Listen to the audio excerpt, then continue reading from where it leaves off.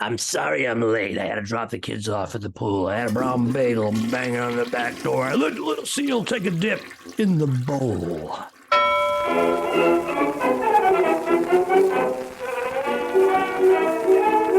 could put you in the brig for what you've done, but I won't do it. What the hell's going on out here? 5, 4, 3, 2. Two L's, one pod. I'm Al Romas, currently home, Clearwater, Florida. That's El Ducharme, currently home, Studio City, California. And we're back as two L's, one pod.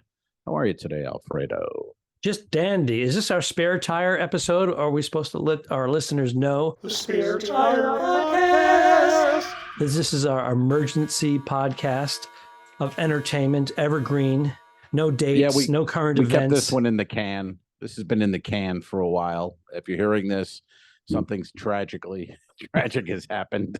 Al and I are dead. I don't know or the Wi-Fi at least is dead. It's the Wi-Fi. If this thing's broken out and you're listening and you're watching, that's what happened. We've been trying. I mean, God, we've been doing it very successfully. I would say probably 98% or 99% success rate of a new podcast every Monday.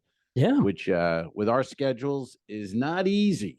And it's happened. So we thought we'll keep one of these in the can just in case. So this is the day. This is your lucky day, folks. Yeah, this is a special episode. Absolutely. And it's probably because there's a technical glitch, obviously. But people are asking me, how are you guys able to do it? You're traveling around the globe. And I go, we have a system that works most of the time. And sometimes we have to switch our schedules or try again at a different port or a different country or a different hotel.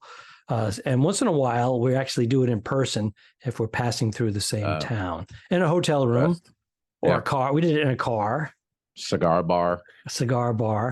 Yeah. Those are the greatest though. I mean, we can just, we did one in Vegas with John Caponera. Yeah. In the hotel room. I mean, those are just perfect. It's like, that's a treat, man. Because when you think of it, I mean, it's funny, like we'll do this during COVID. I don't think I saw you for 2 years. And you loved every minute of it, didn't you? Yeah, but we're also doing twice a week on the podcast on Facebook. So It was really like seeing more of you than ever, but not in person. And then we've gotten to do some, but we need, I want to get back. I love the podcast, but the Two Dicks is a lot of fun.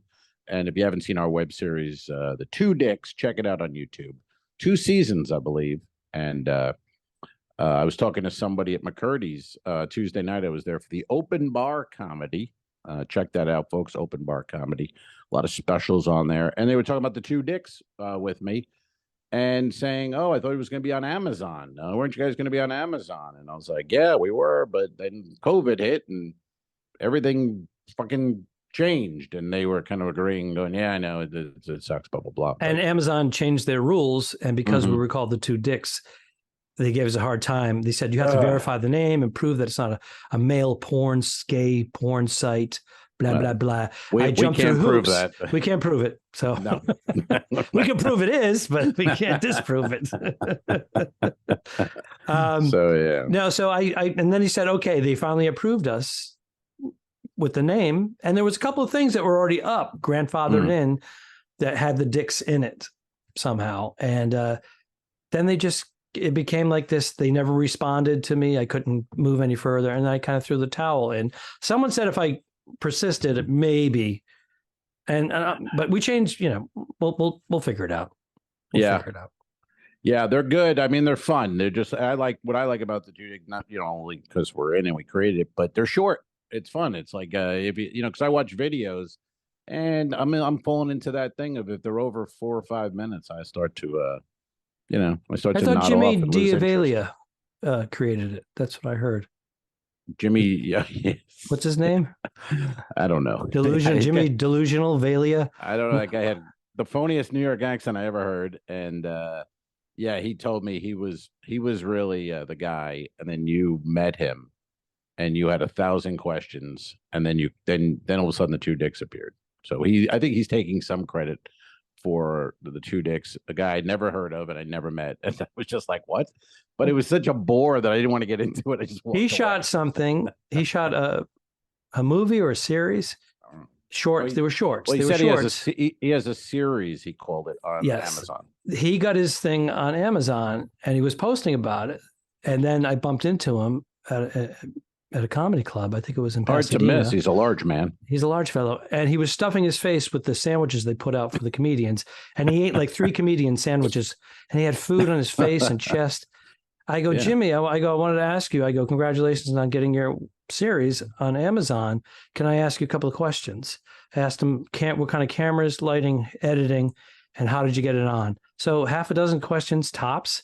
1,000 questions. 1,000 questions, and he basically created it, and then you put it on, and he saw it. But he pretty much, and I go, it was so ridiculously over the top. I didn't even want to talk to the guy about it. I was just like, oh yeah, okay, and I walked away. I think I asked 5 questions, not even 6, but he gave me 1,000 answers. He wouldn't shut up. Like I'm trying to put it was like he was auditioning for some mob movie, but it would have been like the worst accent ever. I don't know if where he's from. I don't know anything about the guy. I was, I was just like, okay. I thought he was a New York guy. Isn't he a New York guy? I'd never heard the name or met him, and I was in New York, from New York. You were in New York. I don't know. I never heard of the guy, but and then he told me he works and then he did tell me, he goes, oh yeah, you work ships? I go, yeah. He goes, I work Carnival. He goes, but I like it. Like I'm like, all right. I didn't say anything, dude. I'm glad you like it.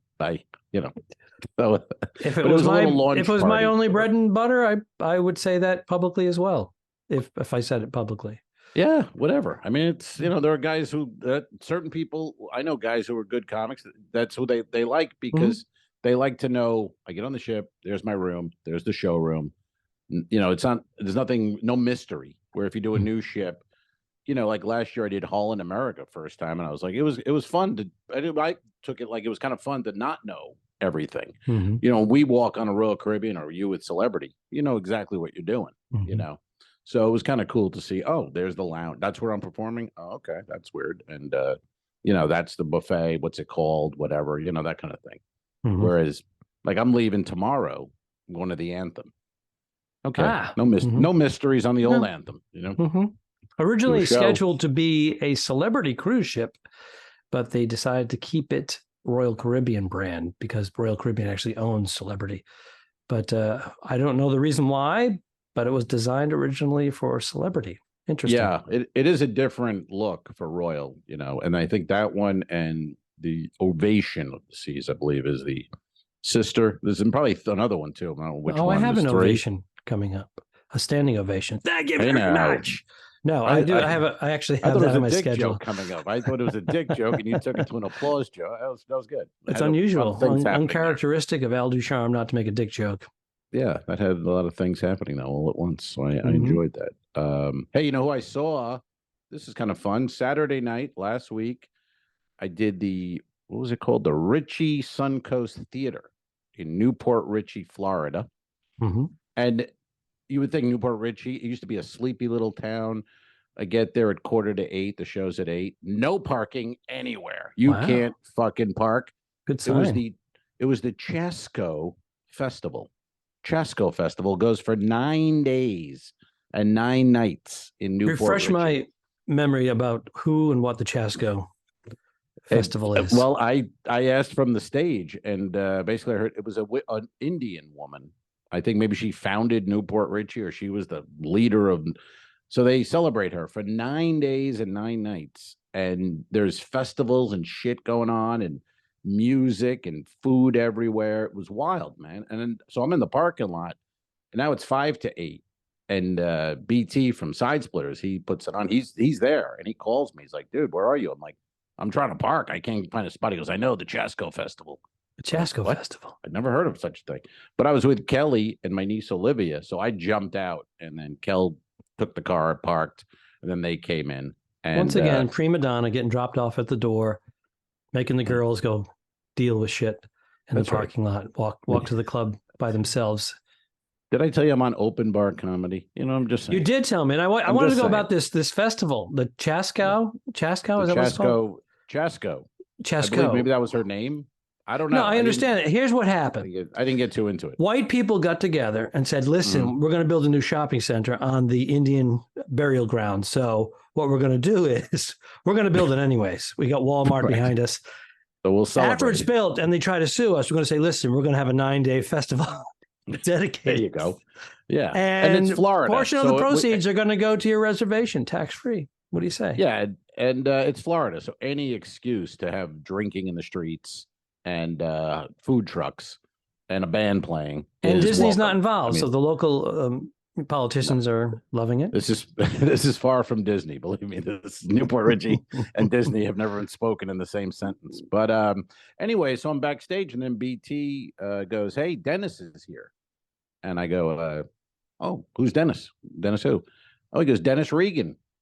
So Dennis Regan was in the audience at the Suncoast Theater in Newport Richie. I'm like, "What the fuck?" But he's supposed to be a guest on our podcast, by the way. This very podcast. I didn't know that. I would have said something to him about it. We hung out in the backstage for a bit. But well, he was I should working... say we spoke about him coming on. Oh, yeah, that'd be great. That'd be a great guest. But go ahead. He was there for the festival. He was Lou Angel Wolf, comedian Lou Angel Wolf, who's veteran Florida comic. They were doing some country club gigs together. And then Lou had the gig opening for me at the theater, and Dennis just came and hung out. And then I said backstage, I said to BT, "Does he want to do a guest set? Let's get Dennis Regan up here." And he asked him, and he was like, "No, I'm good. I don't want to do anything." So he sat in the audience. Luckily, it was a good show. It was really fun, and he came back. He was very complimentary. It was nice. That'd have been a nightmare to fucking bomb in Newport Richie. Who cares? And then find out Dennis Regan sitting there watching it. I would have been like, fuck. Talking about it on his podcast the next morning. But it was fun. They were such a good crowd because it was like being in one of those towns where you go and they're just happy you showed up. Love those That's shows. the feeling. They were like, "Thank you," and you're like, "Oh, okay." And you're supposed to do. I don't know how much time did you have to do? I was supposed to do 45. I think probably did 55 or to an hour. Right. What I'm saying is because you have to wait. Hour. You have to wait for them to stop laughing. So your 40 minutes material turns into 50, 55. Yeah, it was more like 40 turned into 41, but I know what you mean. Yeah. Oh, that 1 minute. There wasn't that much. Someone mentioned something about a 1 minute thing with you. Was it Kelly? Well, for 1 minute, she's thrilled. She's thrilled when she gets a minute. You made it past 45 seconds, Al. My baby, yeah. My man rocks. Yeah, very exciting. Oh, now you, sir, yes. What about me? You're adding up the travel miles. Was this American Airlines or where? I just became executive platinum. Last night.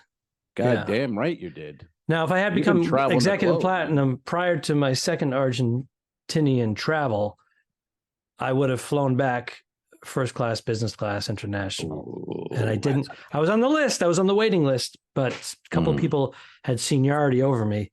And I asked them when it was happening, I go, "So what would happen if I was there?" She goes, "You'd probably get it." Oh, that stings. Because I flew coach. One of the flights was 11 and a half hours, and I flew coach, and it was awful. And the woman sitting across was coughing the entire time, and no mask, not just. So I offered her a cough drop, and she didn't speak English. I didn't speak Spanish, so I said universal. I go cough drop, and her friend went.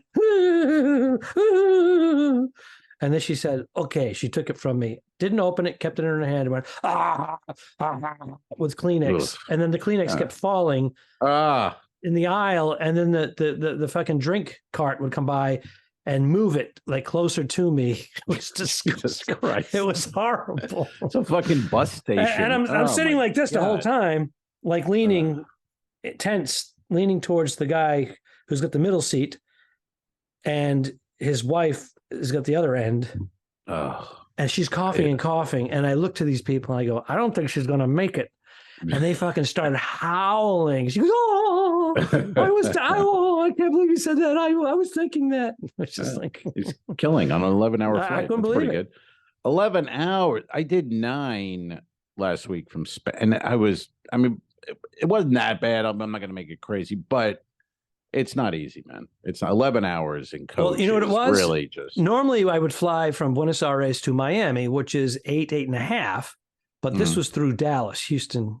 Fort Worth, Dallas.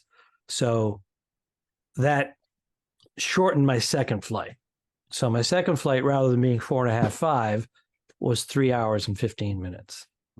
It was actually my third flight, to be honest with you. And going out there, didn't you have a crazy layover? It was even worse. It was like a 26-hour ordeal. Yeah. It was mental. To do what? And what'd you do when you got on the ship?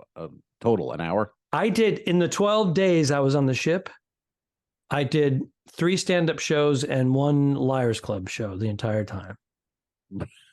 It's insane. And they kept moving me and changing it. Because they had sea days because we couldn't get into port. So he's like, I got to move you, man. I'm like, yeah, man, whatever you want to do, whatever you want, just let me know. I'm good. Meanwhile, I go, what the fuck? Yeah. I want to know. I know. I could have gone out last night. Do you go out on the ship? Like, do you go out and have drinks? And do you do that? I do like the ports, especially a port I've never, I like to go to a port that I'm familiar with as well. But especially in Newport, I want to go and explore. Newport. Newport. Yeah. Yes. A port that I haven't been to before.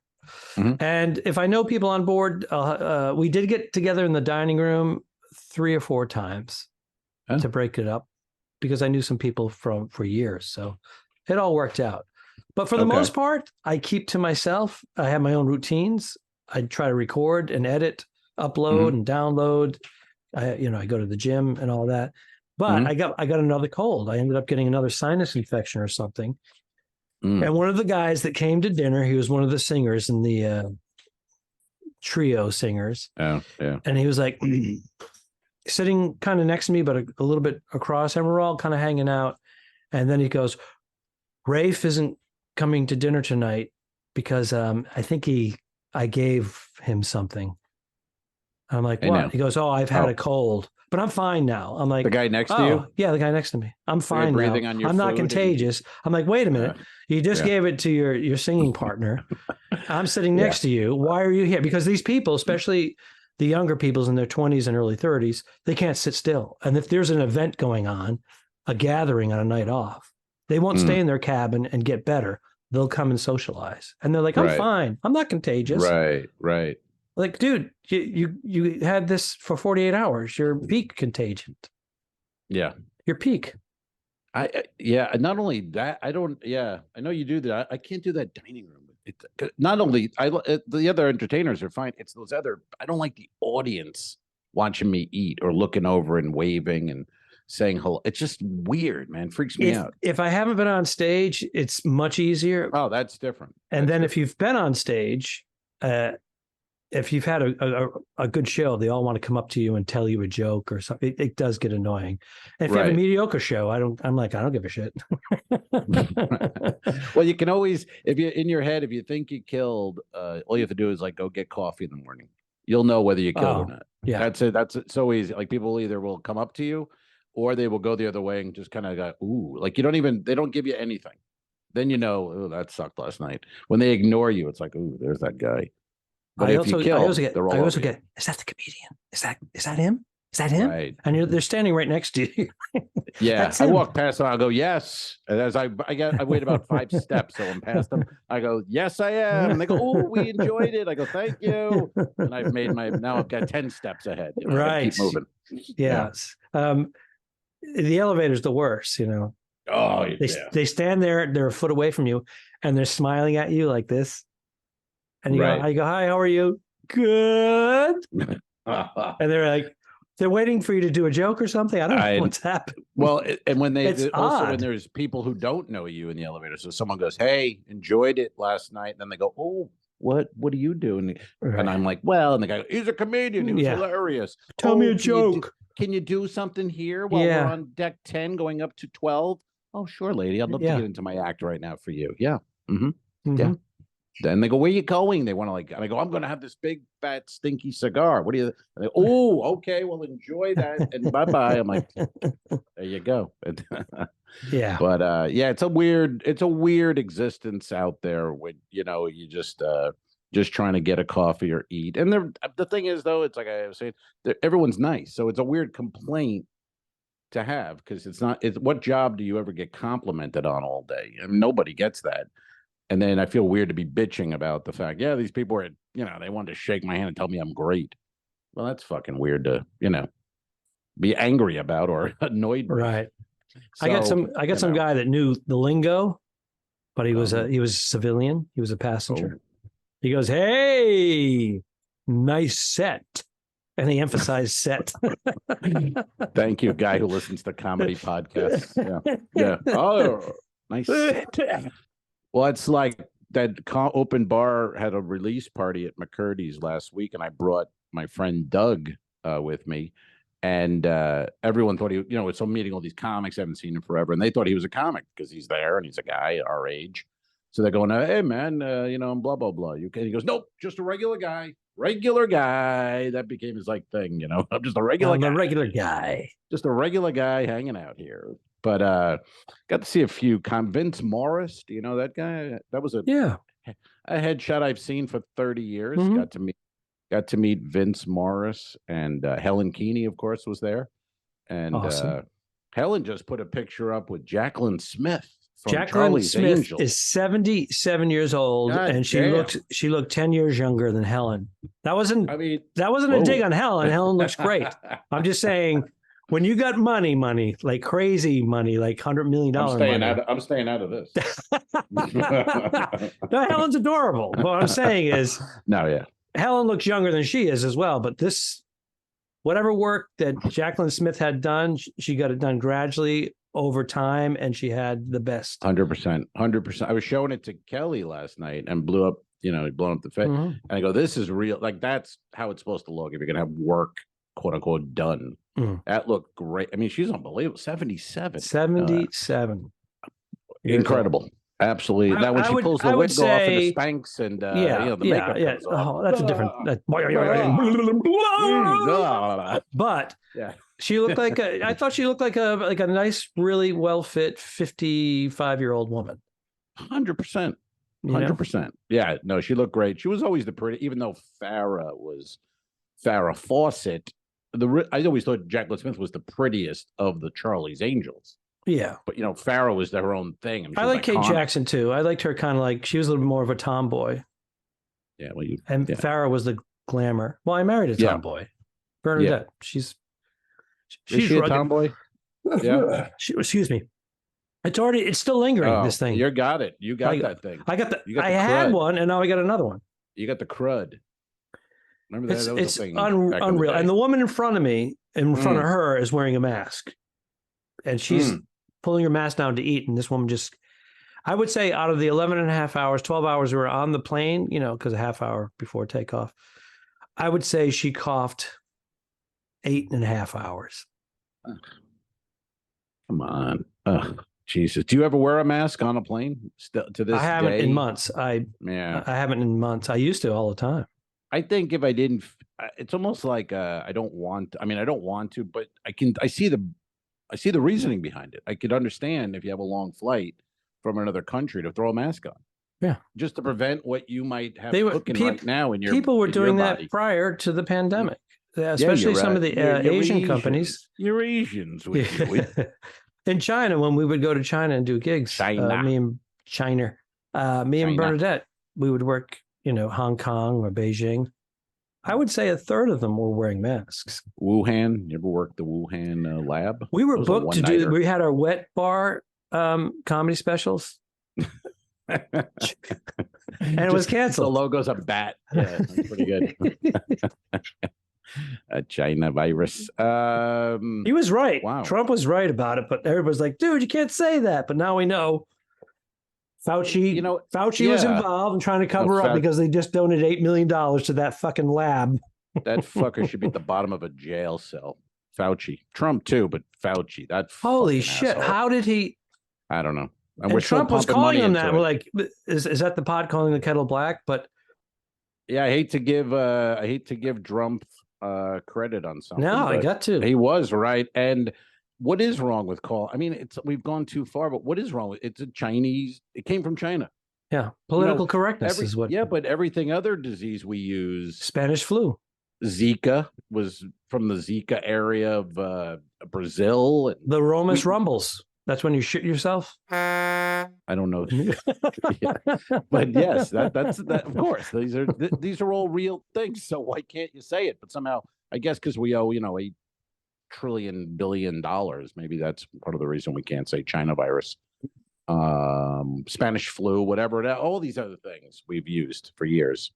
But anyway, so yeah, you got that cooking in you, man. Hopefully, it's. Have you taken a test? Are you gonna take a COVID test and check it out? Well, about 3 weeks ago, I caught a cold, and I took 2 tests, and they were both negative, and then the cold kind of like dissipated quickly. There's no other symptoms other than some runny sinus and a little cough now and then, a little scratchiness. But that's a long time. I was on minimal sleep, head bobbing, naps. I had the pillow. Right. Well, you could also just be overtired, where your body's worn down to it's going to grab any fucking little thing. And she's sitting literally across the aisle from me. And I'll tell you what, when you do get those upgrades, you're shielded from a lot of that stuff because those filters on the plane do circulate. It's all HEPA. You have a good chance. And I'll say that now that we know that the masks weren't as protective as they said they originally were, they do help a little bit. Some people go, not at all. I go, I don't believe that. I believe they help. Well, there's something to it. Yeah. Even if the regular flu, common cold, they help. But yes, do you take your mask off to eat and then put it back on? Yeah, you do. But if you're cutting your exposure down by 70%, 80%, then I think that's less of a chance. You're not automatically going to get it if you're exposed to something. No, you do expose yourself though on flights, and that's been a problem you've had for years. So that has to stop. It's a problem for you. I love it. You love. Well, you're not going to get executive platinum with that kind of activity, or maybe you will. I don't know. That's how I got executive platinum, pal. So that's why they gave it to me. They said, "Listen, here's what you got to do. You got to get enough miles in a certain amount of time, and you got to whip your dick out once in a while." I'm like, "All right." Flying has changed, folks. Let me tell you, but it's fun up there in the friendly skies. Who was that? Who was Friendly Skies? Was that United? I think it was United back in the day. I had status on there at one time. Before I jumped. I didn't have any, and now I'm flying all the time to this Bayonne and doing the Oasis out of Newark, or flying to Newark doing the Oasis out of Bayonne, and it's all United. So I'm back on the United getting miles, and I don't know why. As long as you're enrolled and you're getting the segments, because you don't necessarily have to get all the miles. If you get the segments, that builds up too, and you can move up. Yeah, I want to move on up to the east side. So hopefully that will happen. And hey, you want to answer a question? Do we have questions on this? We have a special pod. We'll answer one question on the special. What are we calling this pod? The Spare Tire Pod. The Spare Tire Podcast. The Spare Tire Pod. Okay, that works. We got a question here. This is from That Jeff Is Funny. That Jeff is funny. And he writes, gay rights, are they ever really right? And I should say, I know Jeff is a outwardly gay comedian. And I'm not sure what he means here. Openly or outwardly? Oh, what's the one where you openly? I guess he's openly. You mean he's out of the closet? Is that what you meant? He's openly gay comedian. Yes, I think that's he's the out of the correct way to say closet, it. all right. Yeah. Okay. Yeah, he's out there, buddy.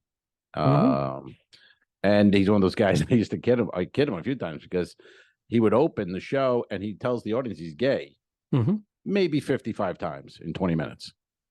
And then I would just go on and go, everybody, Jeff Klein, one more time. And he is gay. You know what I mean? Because it's, God damn it, we get it. You are gay. But gay rights, are they ever really right? What do you think, Alfred? Are they ever really right? Gay rights? I mean, correct? Or you mean right-leaning? Or I don't understand the whole good for the gay community. It's kind of like Jeff's act. You just kind of leave going, I'm not sure what happened there. I enjoyed it, but I'm kidding. Jeff, kidding. Gay rights, are they ever really right? I don't know. I'm thinking gay rights. I don't know. They're rights. They have rights. That's a good thing. I don't Every think human should have young, rights. They didn't have rights. The gay people. So I'm glad they have rights. And are they really right? I think they're right. I think the gay rights are right. That's my answer. I'm going to say the gay rights are correct. They're correct. You go. We correct. shouldn't have to have something that says gay rights. The regular rights of anybody should cover it, but they don't. 100%. And then that's for people. Look at us, two, middle-aged white guys, homophobic, saying no rights for everyone should have rights. Well, look at us. We're fucking woke as shit here. Meanwhile, the woke movement has actually done more damage to us trying to get work. I want these homos to have the same rights. These fags deserve every right that I've got.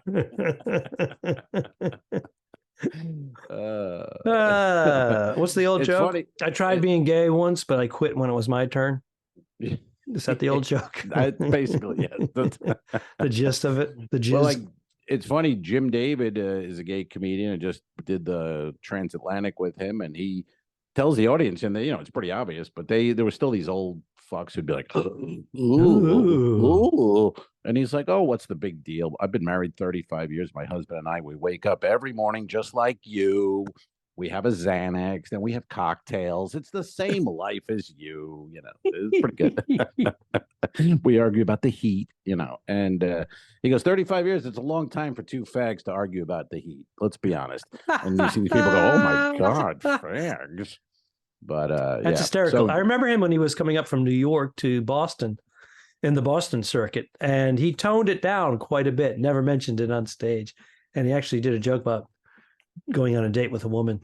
But that was Boston back in the early 90s. Yeah. I don't know about Boston in 2023, to be honest. Yeah. Well, that's what I'm saying. I don't know if you want to be giggles and announce you're openly gay. I don't know about your gay rights. Let's be honest. Yeah, you won't have gay rights there. No.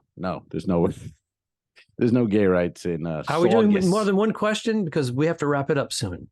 Well, I got another question if you'd like it. Let's give a couple of these we've kind of hit on, but why not one more here? This is from Tailored Travels. Tailored Travels on Instagram wrote, what inspired you both to get into comedy? What was the inspiration? You're a young Alfred Ducharme.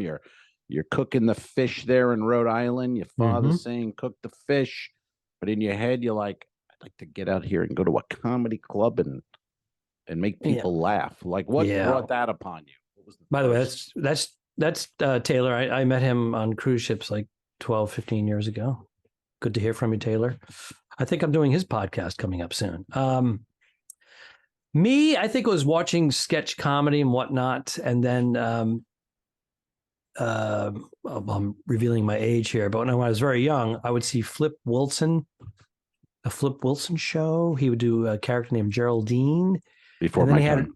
And then he had Richard Pryor on, a very young Richard Pryor.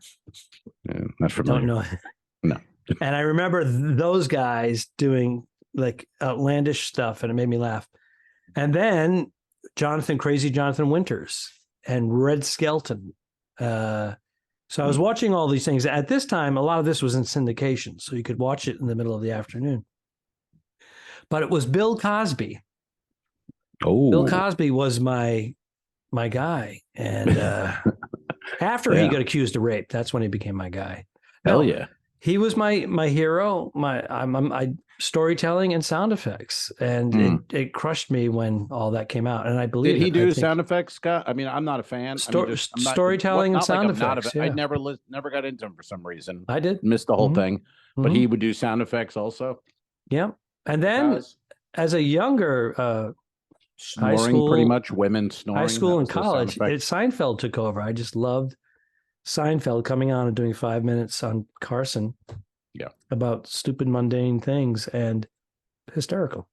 Well, Seinfeld was great. It was, and I told them this when I worked with them, that it made it feel like you could do this. He was from Massapequa, he was my town, and kind of, he was just a normal looking guy, and he was doing comedy, and it was like, oh, you can do this. Whereas like Steve Martin, I loved it, but I never thought, well, I could do that. I could wear a white suit and put an arrow through my head and play an arena. But Jerry was like, well, you could do that. I mean, that's, a different style, but yeah, I used to watch SCTV. That was a big one for after Saturday Night Live. Watch Saturday Night Live. Then at 1 a.m. they had on PBS. You had to use the UHF antenna and pull that in at 1 a.m. But I'd watch, and I always thought SCTV was better than Saturday Night Live because they had those film sketches. It wasn't they were able to cards, and they were really good. John Candy, Eugene Levy, Catherine O'Hara. I mean, the list goes on and on. Everyone's a star from that. They're all like superb at doing a sketch, but they were also pre-recorded. It wasn't live. Right. Now, even though Saturday Night Live would do a live audience and they'd have a couple of things recorded, for the most part, it was live.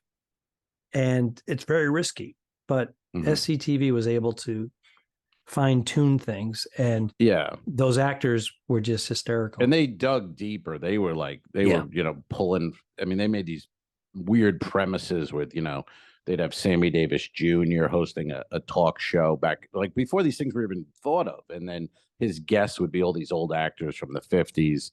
And they would nail the impressions. It was just perfectly done. And then I'd watch Saturday Night Live and I'd be like, well, that's kind of, they don't even look like him or sound like, you know what I mean? Their impressions weren't that good. Their sets kind of sucked.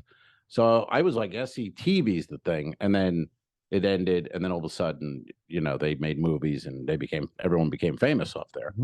Christopher Guest. Oh yeah. I mean, Martin Short ended up going to Saturday Night Live for a year and bringing those couple of those characters from SCTV over. I mean, you never saw anything like what was his name? Ed Grimley. That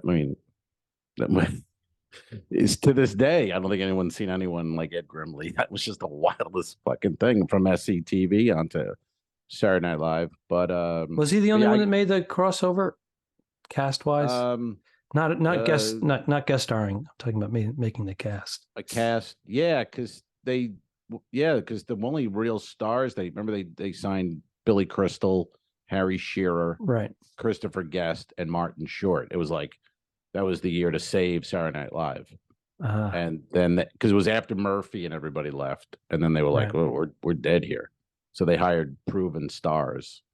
Did a year of that, and then they brought in the next cast. I think the next cast after that was the Will Ferrell, Sherry O'Terry, and that cast, which was pretty phenomenal. Yeah, they were great. But as a kid, I loved Groucho.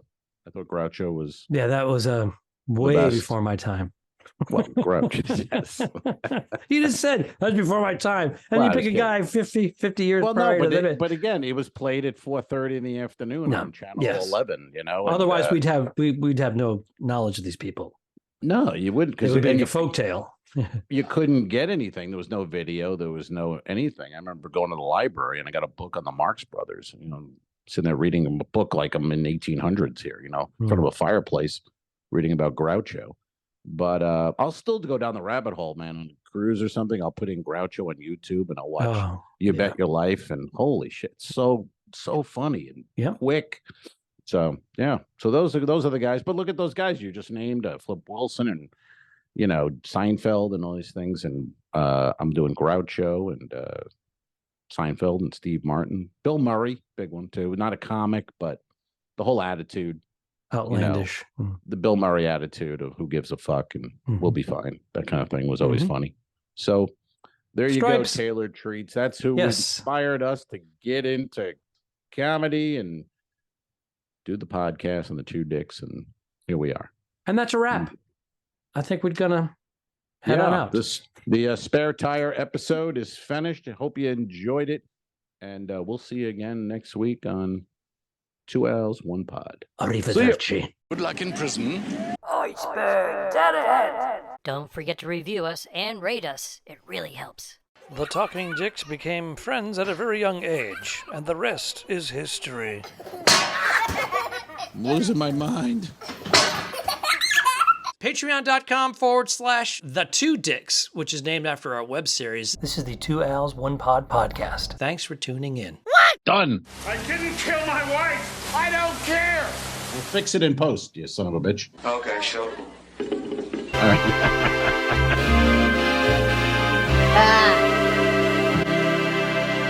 subscribe. Mary. This was a horrible mistake. Go to patreon.com/forwardthetwodicks. If you shoot me, you won't see a cent of that money. Why? I think it ends on that. That's beautiful.